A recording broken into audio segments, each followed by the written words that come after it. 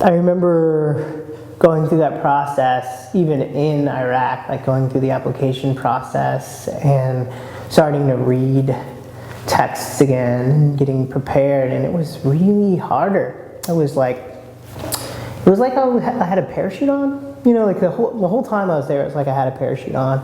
There was just like, there was some sort of invisible resistance. My case in the Army is very exceptional. You don't typically end up in, you know, the violence capital of the country 3 times. Just the thought of home and like work, everything about life was harder. I didn't know what it was. It was like transitioning was harder. Being in the Army was harder. It was like, I really felt heavy. I really had resistance at first from graduate programs. I really didn't see a program really inviting me until I applied to Maine, and then I started looking at the place and seeing that it was, you know, that the university was equidistant to Appalachian and coastal mountains of Acadia, and that this was a place that was not unlike where I went to school and the place that I had sort of valued as home. And something that really helped about being a nomad as a kid, that really helped in transition, was it gave me this perspective on home that was